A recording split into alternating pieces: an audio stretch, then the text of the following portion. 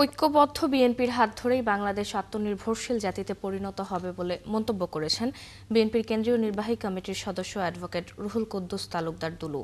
শুক্রবার বিকেলে নাটোর সদর উপজেলার দীঘাপতীয় পিএন উচ্চ বিদ্যালয় মাঠে এক মতবিনিময় সভায় তিনি এ মন্তব্য করেন। তিনি বলেন, বাংলাদেশকে সব ক্ষেত্রে স্বয়ংসম্পূর্ণ ও আত্মনির্ভরশীল জাতিতে পরিণত করা সম্ভব। এজন্য ঐক্যবদ্ধ বিএনপির কোনো বিকল্প নেই।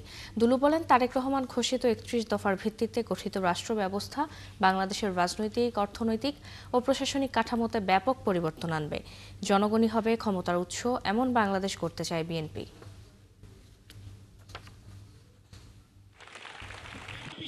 এই ৩১ দফা হচ্ছে আধুনিক বাংলাদেশ।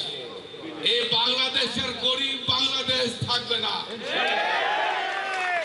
এই বাংলাদেশ তারেক রহমানের নেতৃত্বে, এই যে আমরা গরিব না খেয়ে মরে যাচ্ছি, আমি বললাম আমার মা বোনদের ভাই